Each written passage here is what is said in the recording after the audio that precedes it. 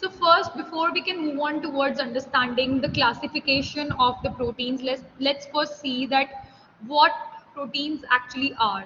So proteins are the polymers of amino acids.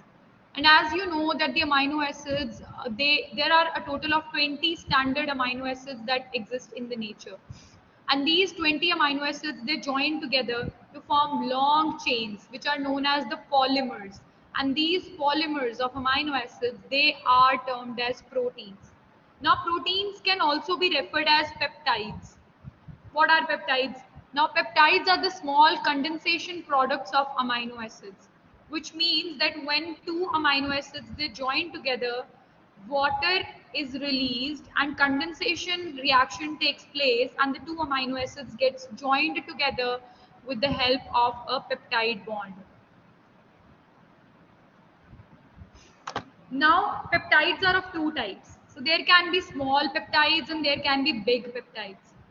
So small peptides can range from somewhere between 2 to 10 amino acid units. And the further classification under these small peptides can be done as dipeptides. So basically dipeptides are the peptides which contain 2 amino acids. Tripeptides are the peptides which contain 3 amino acids. And decapeptides are the peptides which contain 10 amino acids.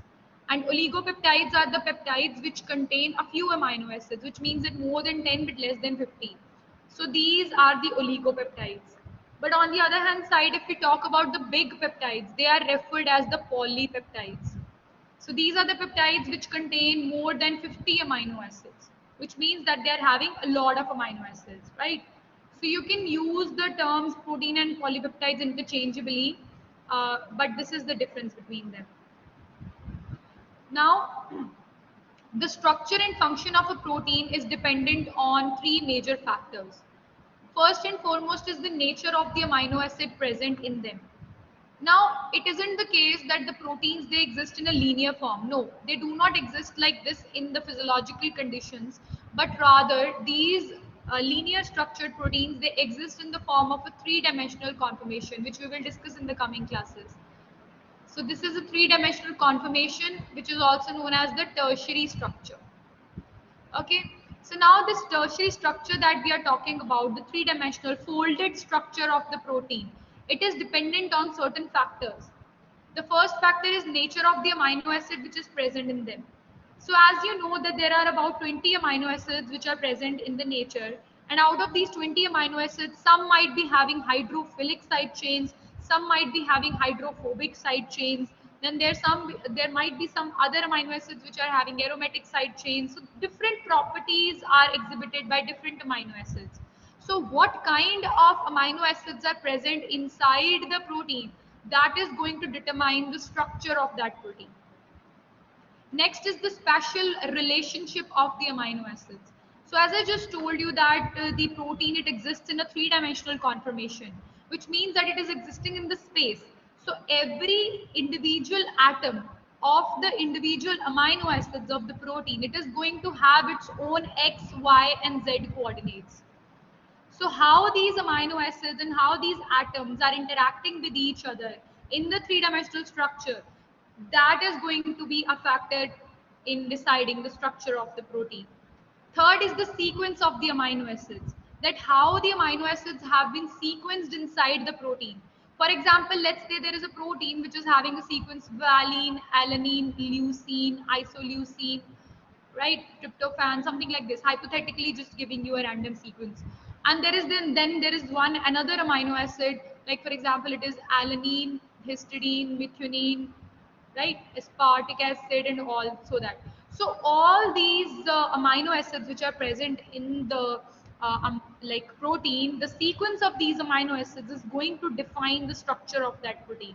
So as I've made two protein structures here, two protein sequences here, these two protein sequences are going to have different structures, right? So what kind of sequence is present inside a protein is also going to determine the structure of the protein. Now moving on, let's talk about that what is denaturation. So denaturation is basically the process in which a folded protein gets converted into unfolded protein. So as I just mentioned that the protein is not existing in its primary structure, which means that it is not a linear structure, but rather under the physiological conditions, it is a folded structure, which means that it is held together in a certain conformation in its tertiary structure, right? So this folded protein that we are talking about, that is a tertiary structure. And when this three-dimensional structure of the protein is distorted, it is somehow distorted, it loses its shape, then that process is known as denaturation. So this folded protein gets converted into unfolded protein like this. And how does this happen? That is because of the bonds which were present in between this protein, which was holding this whole three-dimensional structure intact. So if those bonds are broken down, then the protein is denatured, it becomes unfolded. Now, what kind of factors can lead towards the denaturation of a protein? So the factors that can be there are like heat, there may be some presence of salt, or maybe pH change, or maybe agents like urea. So these kind of products or the factors, they contribute towards the denaturation of the proteins, right? But also please keep this in mind that denaturation is not a process where a protein is broken down into smaller fragments. No, that is not something which happens. It is a process of hydrolysis. So when hydrolysis takes place, then only these proteins are converted into the individual tiny polypeptides. But when we are talking about denaturation, it's just the unfolding of that protein by the disruption of specific bonds which were holding that structure intact. Also, one important point to mention here is that if the agent which was responsible for the denaturation of the proteins is removed from the protein, then renaturation will take place, which means that the protein will tend to regain its conformation back. Now, talking about the classification of the proteins, if we talk about, so there are three major classifications of the proteins. One is simple proteins, second is conjugated proteins, and third is the derived proteins. So, as the name itself is suggesting, simple proteins. Simple proteins are the proteins which will contain only amino acids present in their structure. There will be no other group present in them. Only the amino acids will be present. So these are further of two types. So simple proteins have been further classified into globular proteins and scleroproteins. Now scleroproteins are also called the fibrous proteins, right? So these are also under the fibrous proteins. First, talking about the globular proteins. So these globular proteins, they are oval in shape, which means that they are spherical. Also, they are soluble in water, right? So they are soluble in water and they are not digestible. So you can say that they are indigestible, right? So oval जो बात कर रहे हैं हम, the oval proteins that we are talking about, which are the globular proteins. So these proteins are soluble in water and they are indigestible. And the examples of these kind of proteins are albumins. Like for example, if I talk about egg, so the protein that is present inside the egg is ovalbumin. So that is a kind of albumin. We can talk about globulins, then gluteins, like it is present in wheat, right? Like we have prolamines, histones.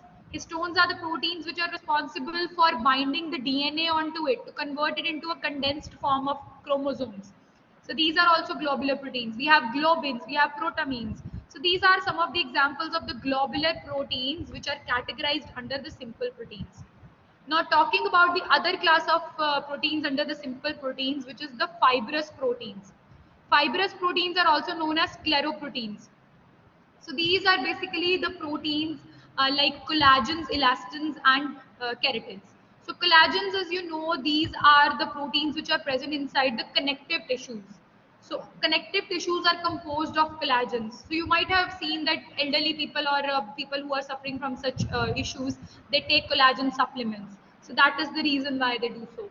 Elastins. Elastins are the proteins which give elastic characteristics to the tissues. For example, the tendons and the arteries, they are elastic. That is because of the presence of the proteins elastins. Talking about keratin, so keratins, these keratin proteins, these are responsible for the exoskeleton formation. For example, hair, then we have nails and horns of specific animals.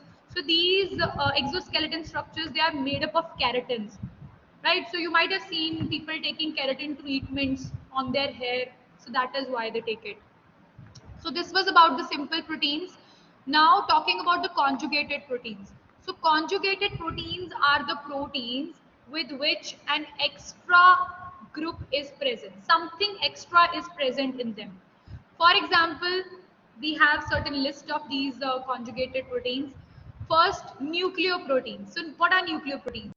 Nucleoproteins are the proteins which are in conjugation with the nucleic acids like DNA and RNA.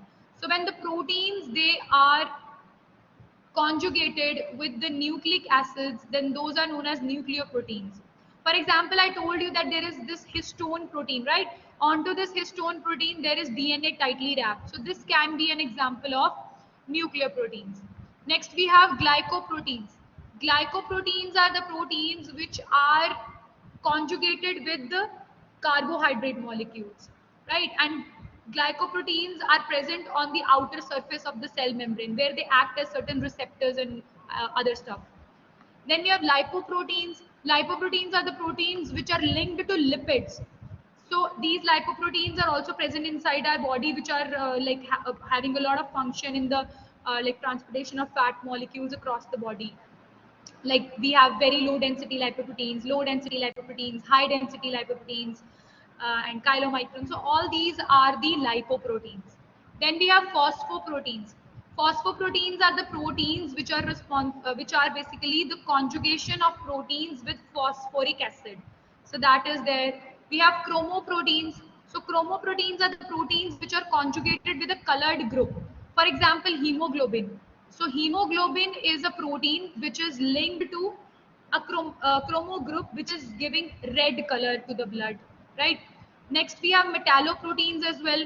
The proteins which are linked to some metal ion, for example, iron, zinc, cobalt, and all that. So hemoglobin can be an example of metalloprotein as well, because if you look into the center of this hemoglobin structure, you will find an iron atom, right? So that is because why it is called a metalloprotein. And if we talk about derived proteins are the proteins which are the hydrolyzed products of other proteins. So when the proteins, they are hydrolyzed, they form certain products. So these hydrolyzed products are the derived proteins, and these derived proteins have been further classified into primary derived proteins and secondary derived proteins. So primary derived proteins have coagulated proteins as the major example. So have you seen an egg, right? So when you boil an egg, it gets converted from a liquid to a solid. So that is because the proteins of the egg have been coagulated, right? So these coagulated proteins is an example of the primary derived protein. Then we have other examples like proteins and metaproteins. And in the secondary derived proteins, these are the proteins which are formed after the hydrolysis of the primary proteins, right? I'm explaining it again. So derived proteins, they are hydrolyzed and they form primary derived proteins, and then these are hydrolyzed, they further form secondary derived proteins. And then they form proteoses, peptones, polypeptides, and other peptides. So these are the examples. Now let's see that what are the functions of the proteins. All right.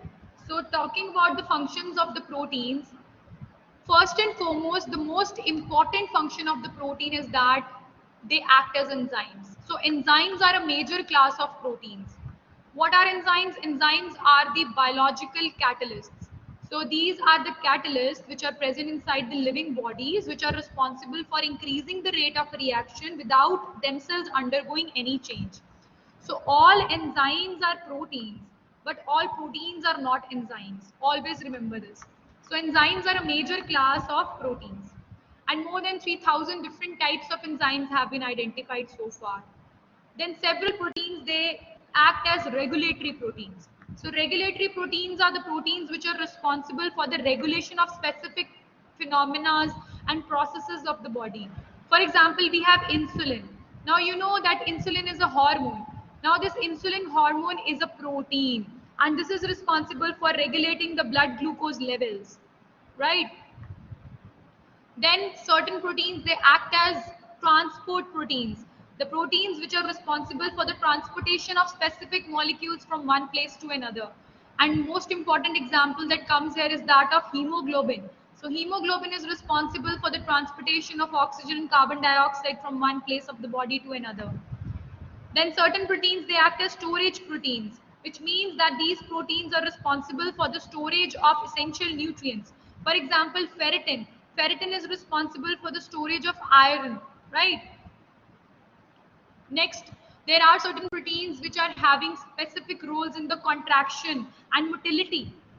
So these are including actin, myosin, and tubulins. So these proteins are responsible for the contraction of the muscles and also for the mobility of a specific organism. Then certain proteins are structural proteins, which means that they are responsible for giving structure to the organism. As we just discussed about keratin, collagen, and elastin. So these are the structural proteins. Then certain proteins, they are termed as protective proteins, which means that these proteins are having a role in the protection, like antibodies. So immunoglobulins are antibodies only, and these antibodies are nothing else but proteins. And these antibodies are the defensive molecules of our body, which protect our body from the foreign pathogens. So this was about proteins and what proteins are, what is the classification of proteins, and what is the function of the proteins.